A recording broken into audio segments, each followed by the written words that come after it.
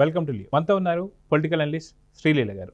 నమస్తే అండి. నమస్తే అండి. వైసీపీ 2019 నుంచి 24 దాకా సామంత రాజుల్లాగా ఉండి ఎప్పుడైతే కూటమి ప్రభుత్వం వచ్చిన తర్వాత తాము చేసిన తప్పులు ఒక్కొక్కటిగా పోలీసులు కావచ్చు, సిట్లు కావచ్చు, ఒక్కొక్కటి బయటపెడుతుంటే వాళ్ళు దొంగల్లాగా దాక్కోవడం జరుగుతుంది.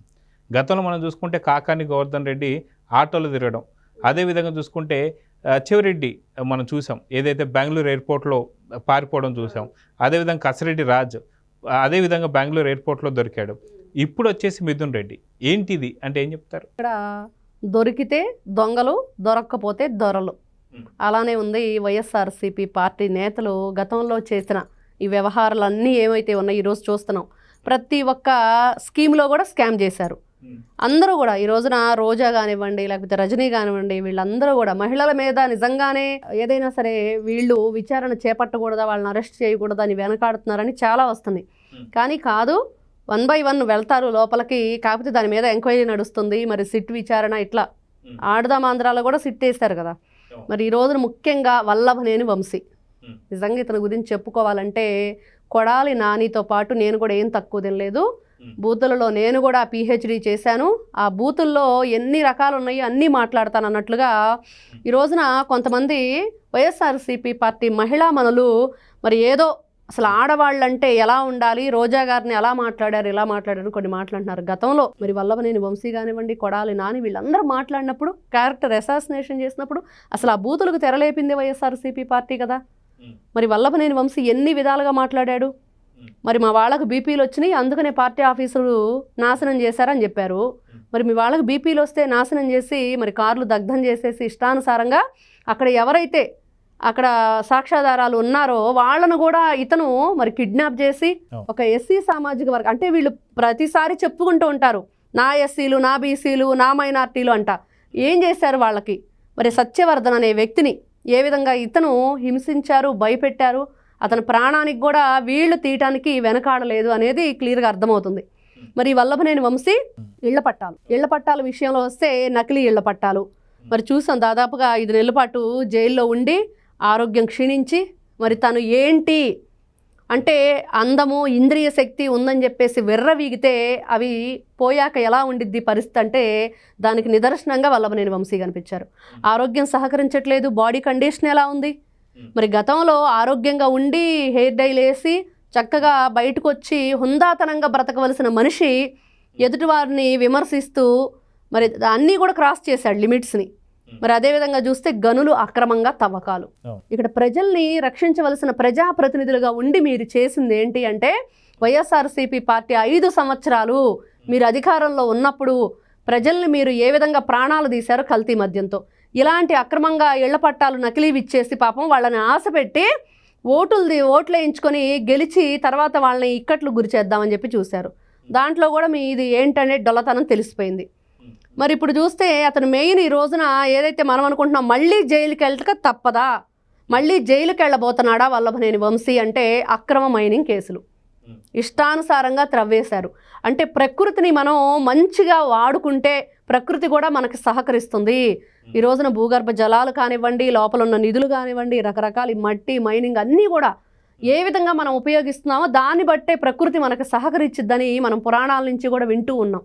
మరి ఆ ప్రకృతి కూడా కన్నెర్ర చేస్తే వికృత రూపంగా మారితే ఎలా ఉండిద్ది అంటే ఇదిగో ఇలాగా ఏదైనా సరే ఆ శిక్ష అనుభవించక తప్పదు అన్నట్లుగా ఈ రోజున ఉంది. అయితే మనం చూసుకుంటే వైఎస్ జగన్మోహన్ రెడ్డికి సంబంధించి ఓఎస్డీ కావచ్చు, అదేవిధంగా చూసుకుంటే భారతీ సిమెంట్ సంబంధించి కంప్లీట్ డైరెక్టర్గా ఉన్నటువంటి ఒక బాలాజీ గోవిందప్ప కావచ్చు, వీరు కూడా పక్కన ఏదైతే కర్ణాటక రాష్ట్రంలో కావచ్చు అది వైఎస్ జగన్మోహన్ రెడ్డి గారికి సమీపంలో ఉన్నటువంటి ఒక ప్యాలెస్ దగ్గరలోనే వాళ్ళు ఒక స్పాలో ఉన్నారని చెప్పి కొంతమంది దాచుకోవడం.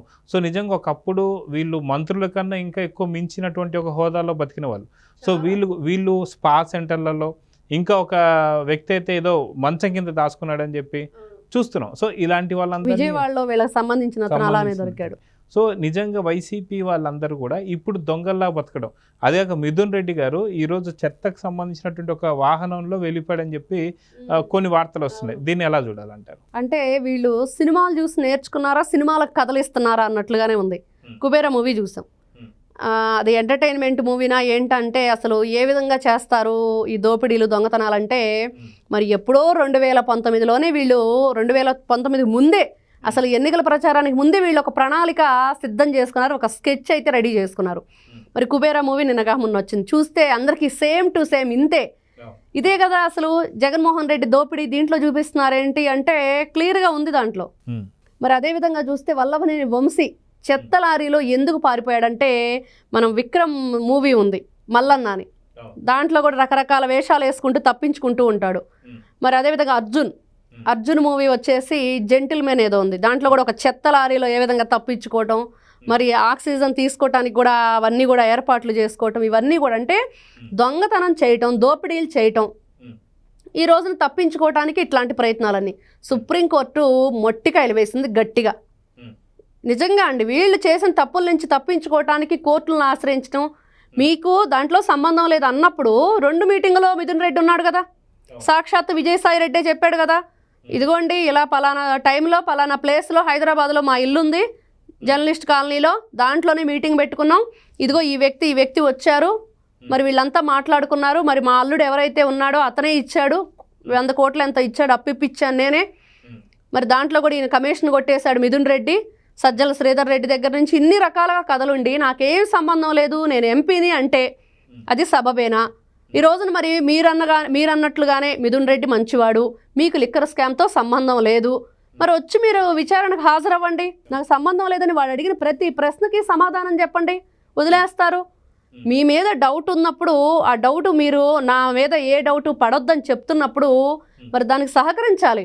అలా కాకుండా చెత్త వ్యాన్లో పారిపోవటం, మున్సిపాలిటీ బండిలో పారిపోవటం, గతంలో గోవర్ధన్ రెడ్డిని చూసాం, దొంగ పోలీసు ఆటాడాడు, అతను ఇంటర్నేషనల్ లెవెల్లో మరి ఉగ్రవాదులు యూజ్ చేసే యాప్ను యూజ్ చేశాడు. మరి వీళ్ళు డబ్బులు కొట్టేయడంలో ఈయనంటండి ఇప్పుడు మిథున్ రెడ్డి గారు మరి ఈ విధంగా తప్పించుకుంటున్నాడంటే ఇతని పాత్ర సిట్టు పూర్తి వివరణ ఏమిచ్చిందంటే ఇతని గురించి, ఈ అక్రమంగా తయారు చేసిన ఈ మద్యం ఏదైతే ఉందో నాసిరకంది, అది ఏ విధంగా సరఫరా చేయాలి, ఆ డబ్బులన్నీ కూడా కలెక్ట్ చేయటం, అవి మెయిన్ ప్లేస్కి ఎలా చేర్చాలి, వీళ్ళ కింద పనిచేసే కొంతమంది అసలు డైరెక్ట్గా ఫోన్లు కాదు, మరి వేరే యాప్లు కాదు, స్క్రీన్ షేరింగ్ ద్వారా స్క్రీన్ షేర్ చేసి ఆ వివరాలు, ఆ అకౌంట్స్ అన్నీ కూడా వాళ్ళకి ఇవ్వటం, ఎంత ఇదిగా చేశారంటే వీళ్ళు, ఎంతమంది జీవితాలతో ఐఏఎస్లు, ఐపీఎస్లు, ఐఐటి చదువుకున్న పిల్లలు అందరినీ కూడా దీంట్లో ఇన్వాల్వ్ చేసి ఈ రోజున మిథున్ రెడ్డి ఒక ఎంపీ, మరి ఎంపీ స్థాయిలో ఉండి పార్లమెంట్ మెంబర్ అంటే మరి మామూలు విషయమా?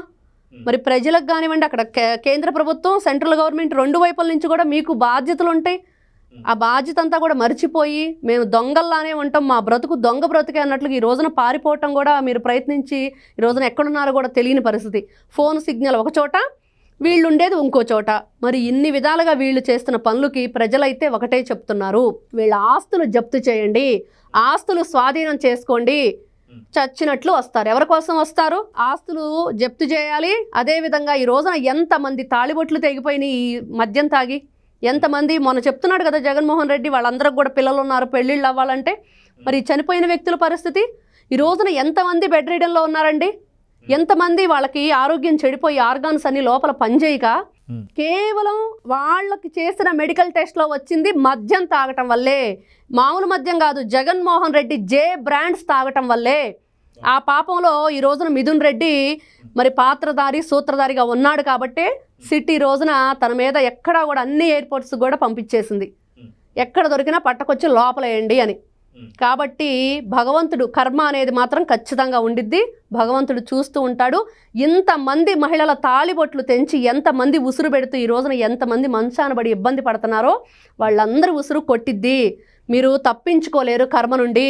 తప్పించుకోవడం అంటే ఒక చిన్న స్టోరీ. పరమశివుడు శని నుంచి, శనీశ్వరుడు శని భగవాను నుంచి తప్పించుకోవటం ఎలా అంటే, శని ఏం చేస్తుంది, నేను మహాశివుణ్ణి, నన్నెవ్వరూ ఏం చేయలేరని చెప్పేసి కైలాసం వదిలేళ్ళి చింత చెట్టు త్వరలో దాక్కున్నాడంట. కొన్ని రోజులు ఉన్న తర్వాత నన్నేం శని ఏం చేయలేదు కదా అంటే, బాబు ఆ శని పట్టింది కాబట్టి నువ్వు ఆ కైలాసాన్ని వదిలిపెట్టి పార్వతీదేవిని వదిలిపెట్టి వచ్చి చింత చెట్టు త్వరలో ఉన్నావు కాబట్టి కర్మ, పరమేశ్వరుడు ఒక చిన్న ఉదాహరణ అనమాట. ఆ విధంగా వీళ్ళు ఈ రోజున ఇన్ని భోగభాగ్యాలు, ఆస్తులు, ఎంపీ స్థాయిలో ఉండి అవన్నీ వదిలేసుకొని చెత్త ట్రాక్టర్లో పారిపోయాడనే న్యూస్ మనం వింటున్నాం.